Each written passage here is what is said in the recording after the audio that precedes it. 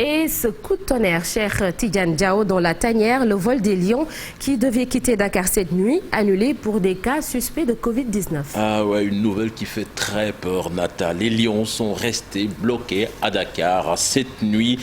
Des cas de Covid ont été détectés chez certains joueurs. Un contretemps fâcheux pour Aliou Cissé, l'on redoute en ce moment.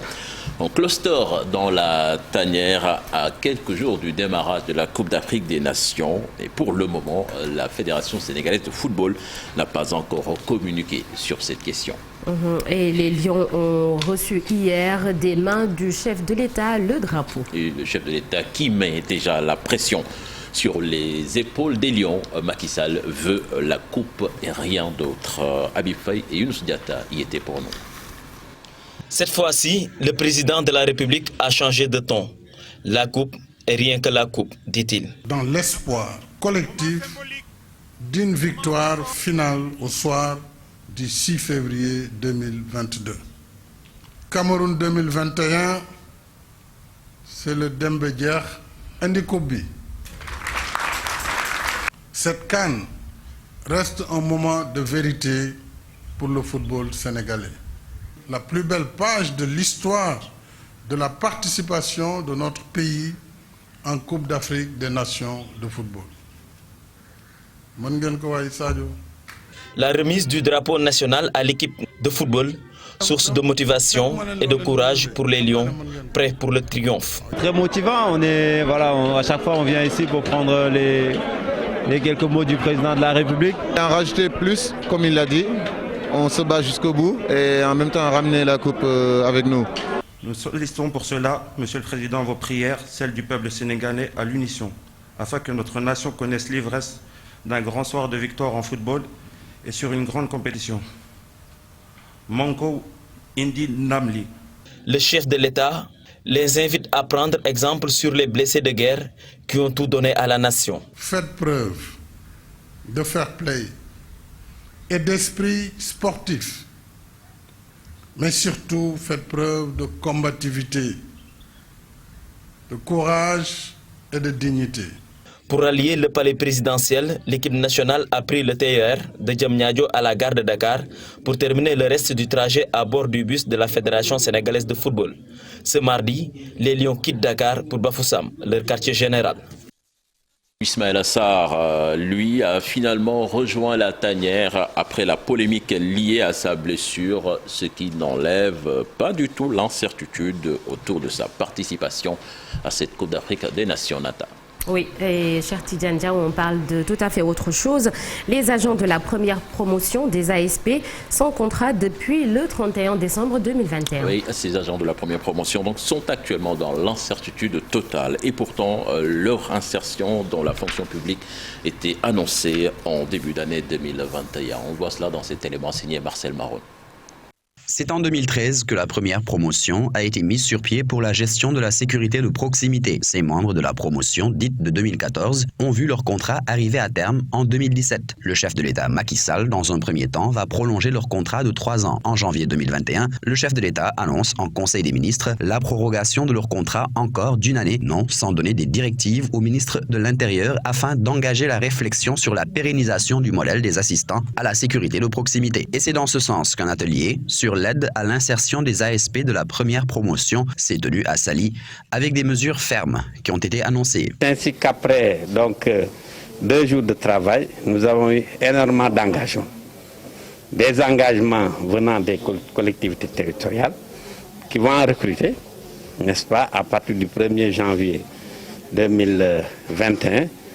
Et à ce niveau également, le ministre de l'Intérieur a pris des dispositions pour que l'administration territoriale, les préfets en particulier, puissent accompagner les maires dans cette démarche d'insertion donc au profit des ASP.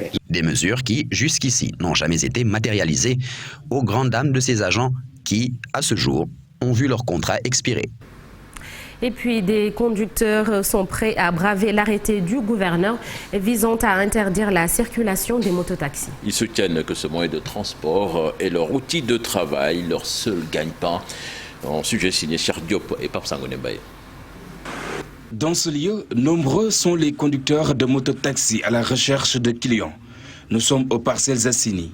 Leurs activités interdites par le gouverneur, mais ces jeunes semblent faire fi de la décision. C'est inadmissible. Je ne peux pas concevoir qu'on gagne notre vie à travers ces mototaxis et l'État veut prendre des mesures là-dessus. C'est impossible. Mieux vaut oublier cet arrêté. Si l'État nous impose des papiers, on peut dire qu'il s'agit d'une réglementation. Mais il est hors de question de nous forcer cette décision. Nous n'avons pas de travail, ni financement venant du gouvernement.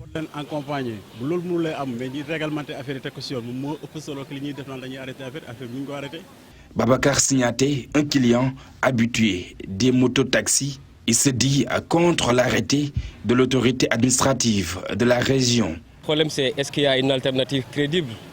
Parce que là, si je veux aller en ville, je ne peux pas prendre les voitures à cette heure-ci, du matin à Hague. Et taxi parfois aussi de faire cher. Donc ils proposent une alternative. Je pense que c'est une alternative qui peut être justifiée. Maintenant, c'est vrai que c'est dangereux. Mais est-ce qu'il faut enlever ça? Je ne pense pas trop pour le moment. Les mototaxis, leur seul moyen de gagne-pain, disent-ils. Ces jeunes ne comptent pas obtempérer. Ils demandent plutôt une réglementation du transport des 2 roues à Dakar, à l'instar des autres régions. Merci à vous, cher Diop. Voilà la tasse essentielle de la première tasse actu de ce matin. Merci beaucoup, cher Tidiane Diao. Une tasse bien digeste avec beaucoup d'informations. Rendez-vous dans quelques instants pour la version Wolof et ce sera sous forme de brève. Dans quelques petites secondes, l'actualité internationale.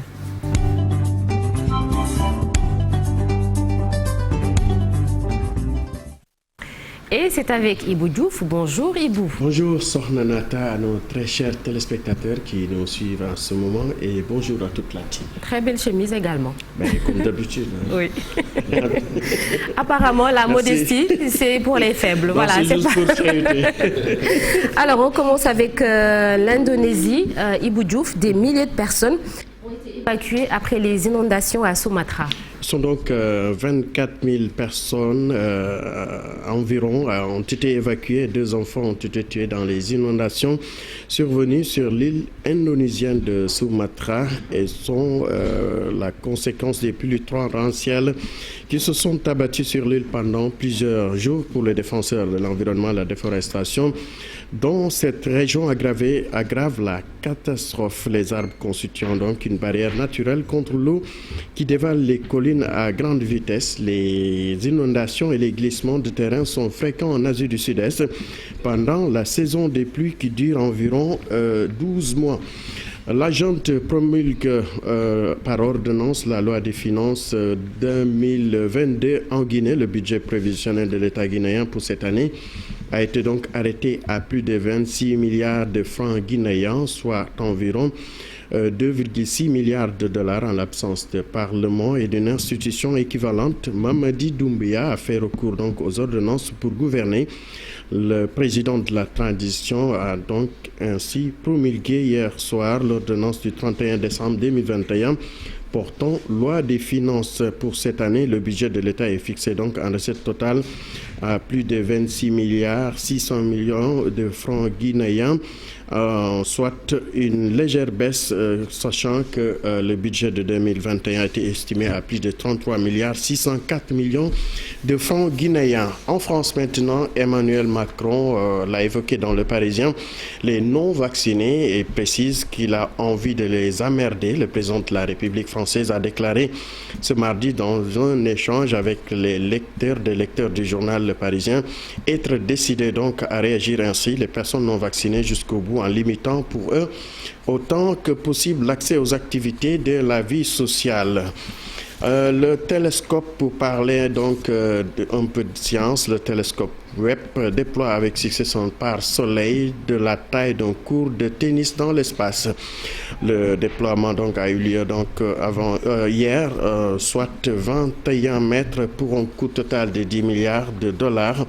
Cette étape critique est l'une des nombreuses qui doivent se produire pour que l'observatoire de la NASA fonctionne correctement dans l'espace. Des milliers de pièces ont dû travailler avec précision pour que cette merveille d'ingénierie se déploie pleinement. L'équipe a accompli donc un exploit audacieux avec la complicité de ce déploiement. On parle de cinéma ce 5 janvier. Sorti en salle de Twist à Bamako, le nouveau film de Robert Guédigan se déroule en 1962 après l'indépendance du Mali. C'est l'histoire de l'idéalisme révolutionnaire fils d'un riche commerçant tentant de convaincre les paysans du pays pour la cause socialiste. Un chapitre de la jeunesse de Bamako accompagné par les rythmes du twist venus de France et des États-Unis. Un autre film qui sort aujourd'hui donc en salle est Traversée, un film documentaire de Joël Akafou, le réalisateur ivoirien. Il raconte le périple de Touré Enza Junior avec la traversée du désert, l'enfer des camps en Libye et la traversée de la Méditerranée pour rejoindre l'Europe. Et en sport, Sornanata pour terminer, Cannes 2021.